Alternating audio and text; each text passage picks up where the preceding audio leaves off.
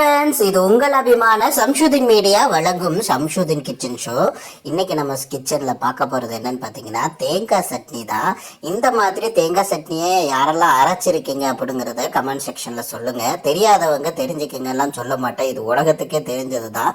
But நம்ம கைப்பக்குவத்துப்படி எப்படி பண்ணலாங்கிறத உங்களுக்கு நான் இப்போ சொல்லி கட்ட போறேன். இப்ப பாருங்க, ஒரு தேங்காவை உடைச்சி அதை அற்புதமா கழுவி சின்ன சின்னதா நறுக்கி வச்சிருக்கிறேன். அதோட சேர்த்து கருவேப்பிலை இருக்கு, கொஞ்சமா புதினா, அதோட சேர்த்து மல்லிதலை வச்சிருக்கிறேன். அதுக்கப்புறம் 4 காஞ்ச வத்தல் வச்சிருக்கிறேன், 3 பச்சை மிளகாய் வச்சிருக்கிறேன். இந்த மாதிரி எடுத்துக்கிட்டீங்க அப்படின்னா நம்மளுடைய டேஸ்ட் பதம் உங்களுக்கு வந்து சேரும். இதோட சேர்த்து எல்லாருக்குமே தெரியும் என்ன பயன்படுத்துவோம், பொட்டுக்கடலைன்னு சொல்லக்கூடிய பொரிகடலையை பயன்படுத்துவோம். இப்போ நம்ம பொரிகடலை பயன்படுத்த போகிறோம். இது எல்லாத்தையுமே இப்போ நம்ம மிக்சியில் போட்டு அரைச்சி எடுத்துக்கலாம்.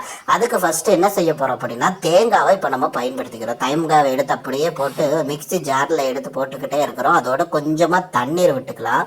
தண்ணீரை விட்டதுக்கு பிறகு லைட்டாக அப்படியே மூடி ஒரு அரைச்சி எடுத்துக்கலாம். அவ்வாறு அரைச்சி நீங்கள் எடுத்துக்கிட்டீங்க அப்படின்னா கொஞ்சம் கொருன்னு தான் வரும். பட்டு போலலாம் அரைக்க தேவையில்லை. நம்ம ஃபஸ்ட்டு தேங்காவை அரைச்சிட்டு அதுக்கப்புறம் மற்றதெல்லாம் அரைச்சா தான் உங்களுக்கு சட்னி பதம் கிடைக்கும். அதுக்காகத்தான் கொஞ்சம் தேங்காவை போட்டு முன்னக்குட்டியா அரைச்சி எடுத்துக்கிறோம். இப்ப பாருங்க, அரைச்செடுத்த தேங்காயில கொஞ்சமா பொட்டுக்கடலையை பயன்படுத்துறோம். எவ்வளவுனா ஒரு தேங்காவை இப்ப நம்ம முழுசா எடுக்கிறோம் அப்படிங்கறதுனால ஒரு 30 கிராம் நம்ம வந்துட்டு பொரிகடலை எடுத்துக்கலாம், அதாவது பொட்டுக்கடலை எடுத்துக்கலாம். அதோட சேர்த்து கொஞ்சமா நம்ம எடுத்து வச்சிருக்கிற எல்லா மல்லிதலை, புதினா, அதோட சேர்த்து பச்சை மிளகாய், 2 காஞ்ச மிளகாய், இது எல்லாத்தையுமே போட்டு நல்லா அரைச்சு நம்ம இப்போ பேஸ்ட் மாதிரி எடுத்துக்க போறோம். ரொம்ப பேஸ்ட் மாதிரிலாம் வேண்டாம், கொஞ்சம் கொருன்னு இருந்தா கூட டேஸ்டா இருக்கும். ரொம்ப பேஸ்ட் மாதிரிலாம் இருக்கக்கூடாது.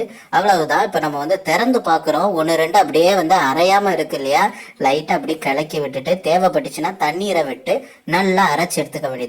தண்ணீர் எவ்வளவு விடணும் அப்படிலாம் கேட்டுறாதீங்க. தண்ணீர் உப்புலாம் உங்களுடைய சுவைக்கு ஏற்ற மாதிரி, பதத்துக்கு ஏற்ற மாதிரி பயன்படுத்திக்கங்க.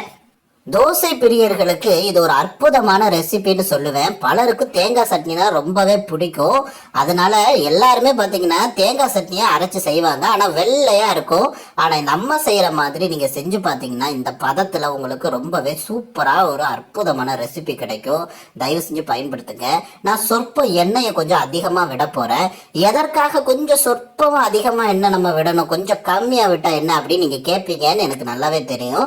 ஏன் அப்படின்னா இந்த பதத்துல நீங்க செய்யும் போது கொஞ்சம் எண்ணெய் அதிகமா இருந்துச்சுன்னா ருசி வேற லெவல்ல இருக்கும். உண்மையிலே ருசியா இருக்குங்க. நீங்க செஞ்சு பார்த்துட்டு வந்து கமெண்ட் செக்ஷன்ல சொல்லுங்க.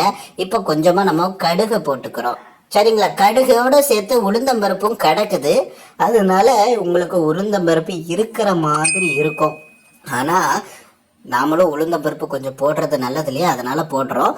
இன்னொரு விஷயம் இந்த இடத்துல நான் சொல்ல மறந்துட்டேன். பொதுவாக வந்து பாத்தீங்கன்னா நம்ம தாளிச்ச பிறகு தயவு செஞ்சு நீங்க தேங்காய் சட்னி எடுத்து சட்டியில போட்டுறாதீங்க. அது ரொம்பவே வந்துட்டு அதுக்கு கெடுத்துரும் அந்த ருசியவே. அப்படிலாம் இருக்கக்கூடாது. தாளிப்பை எடுத்து நீங்க அரைச்சி எடுத்த சட்னிக்கு மேல பயன்படுத்துங்க, அப்புறம் தான் நல்லா இருக்கும். இப்ப பாருங்க, காஞ்ச வத்தலை 2 போட்டிருந்தோம் இல்லையா, அதோட சேர்த்து கொஞ்சமா கருவேப்பிலைய போட்டு லைட்டா கிண்டி விடுவோம். அதுக்கு முன்னாடி கொஞ்சமா புதினா பயன்படுத்துறோம். இப்ப வந்துட்டு கொஞ்சமா மல்லிதலை.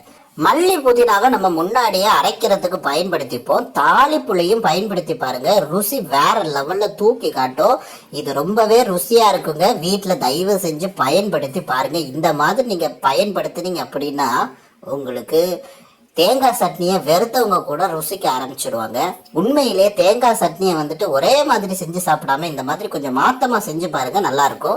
சிலர் இதே மாதிரி தான் நான் செஞ்சுட்டு வரேங்க, எங்க வீட்டுல நிறைய பேருக்கு அப்பவும் பிடிக்கல அப்படின்னு சொன்னீங்கன்னா நான் வேற ட்ரிக் சொல்லித்தரேன். நீங்க கமெண்ட் செக்ஷன்ல வந்து எங்க கிட்ட சொல்லுங்க, சரிங்களா? அவ்வளவுதாங்க. இப்ப நம்ம தாளிப்பு வந்துட்டு ரெடி ஆயிடுச்சு. இவ்வளவுதான். இதுக்கு மேல வேற ஏதாவது பயன்படுத்தணுமான்னு கேட்டீங்கன்னா உங்ககிட்ட இருந்துச்சுன்னா சாம்பார் வெங்காயம்னு சொல்ற இந்த உள்ளி இருக்கு இல்லையா, உள்ளி சின்ன வெங்காயம், அதை கூட நீங்க இந்த இடத்துல பயன்படுத்திக்கலாம். அது உங்களுடைய விருப்பங்க. இப்ப நம்ம அவ்வளவுதான். தாளிப்பை எடுத்து அரைச்சு கிண்ணத்துல எடுத்து வச்சிருந்த சட்னியில இப்ப பயன்படுத்துறோம். இந்த மாதிரி தான் நீங்க பாத்தீங்கன்னா வீட்டுல செய்யுங்க. தயவு செஞ்சு நான் சொன்ன மாதிரி இப்படியே பயன்படுத்தாம எடுத்து கொண்டுட்டு போய் தாளிப்புல தூக்கி நீங்க தேங்காவை அரைச்ச தேங்காவை பயன்படுத்திடாதீங்க. அப்படி பயன்படுத்தினீங்கன்னா தேங்காய் வெந்துடும், அப்பொழுது உங்களுக்கு டேஸ்டே கிடைக்காது. இப்படிதான் நிறைய பேர் வீட்டுல தப்பு பண்ணிடுறாங்க. அதனால தான் நான் மறுபடியும் இந்த விஷயத்த உங்களுக்கு சொல்லியிருக்கேன். அவ்வளவுதான் ஃப்ரெண்ட்ஸ், இன்னைக்கு ரொம்ப ருசியான தேங்காய் சட்னி எப்படி செய்யணுங்கிறத பார்த்தாச்சு. இந்த மாதிரி நீங்களும் வீட்டுல செஞ்சு எனக்கு கமெண்ட் செக்ஷன்ல வந்து சொல்லுங்க. யாருக்கெல்லாம் தேங்காய் சட்னி பிடிக்கும் அப்படிங்கறத கூட நீங்க கமெண்ட் செக்ஷன்ல வந்து சொல்லலாம். பாய்.